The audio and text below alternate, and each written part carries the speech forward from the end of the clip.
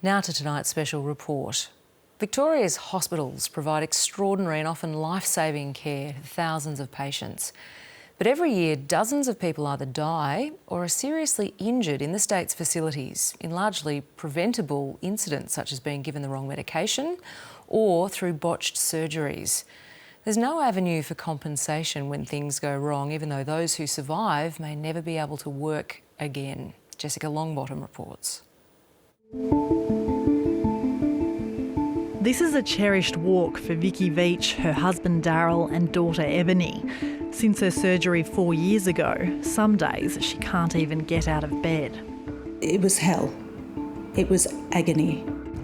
The procedure was to repair a prolapse that had been worsening since the birth of her daughter 8 years earlier. The trained nurse was in excruciating pain in the days after, but says her concerns were ignored by staff at Frances Perry House and her surgeon. She was sent home. So I just started cramping and feeling a lot of pain. A few nights later, she went to the toilet in acute pain. This is where all the bleeding happened.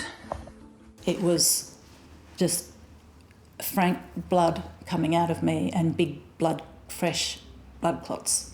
If you had seen the amount of blood that was there and how white her face was, you knew that, you keep bleeding like that, it wouldn't take long. After that, we need to call the ambulance right now, and that's what we did. They just looked at me and said, "You're in big trouble."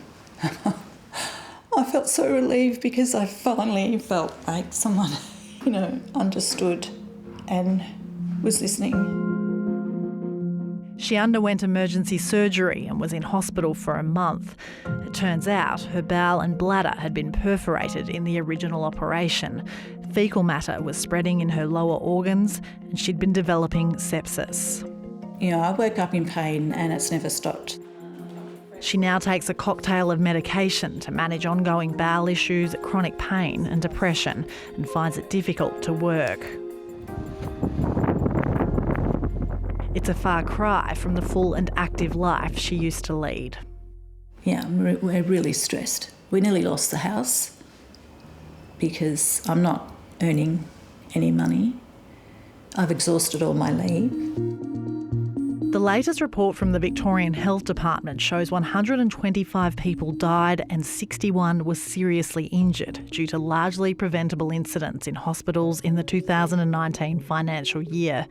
In 2 incidents, surgery was carried out on the wrong patient. 12 were due to medication errors, and 35 deaths or injuries related to women and babies during labour, prenatal and postnatal care.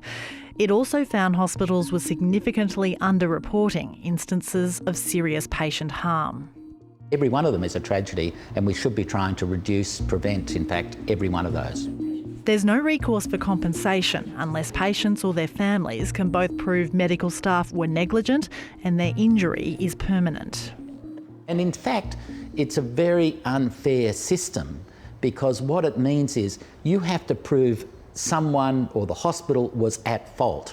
And, things can happen in hospitals and you actually can't prove a fault, and yet you have the same adverse event that happened to you as happened to them. They get some form of compensation, you don't get anything. And what's stopping you there? Is it weakness? Fatigue, yeah. Vicky was able to sue the surgeon and hospital, but it was a hard fight. Legal teams for the medical insurers brought up 2 sexual assaults from her teenage years as relevant to her current state and sent her lawyer a letter threatening her with huge costs if she didn't drop her claim. The inference all the way along is that if you go to court and lose this case, your house is on the line. You might be bankrupted. Your life becomes an open book. It's gruelling. It's left Vicky wondering why she needs to go through the process at all. If I had an accident on the road, I would have access to compensation. I wouldn't have to prove negligence. Many experts also agree there should be a better way. Several committees over the years have recommended the government look at a no-fault compensation scheme for people injured in hospitals, similar to those we have for people injured on the roads or in the workplace.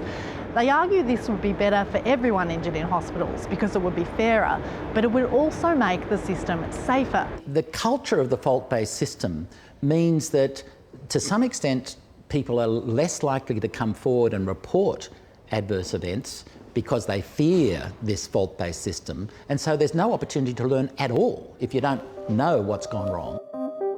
Vicky's legal team believe her case was never reported to the Department of Health. In a statement, Frances Perry House says it adheres to all government reporting requirements when incidents occur and performs very well in patient safety and clinical quality indicators, which are reported publicly on the hospital's website. The surgeon didn't respond to the ABC's request for comment.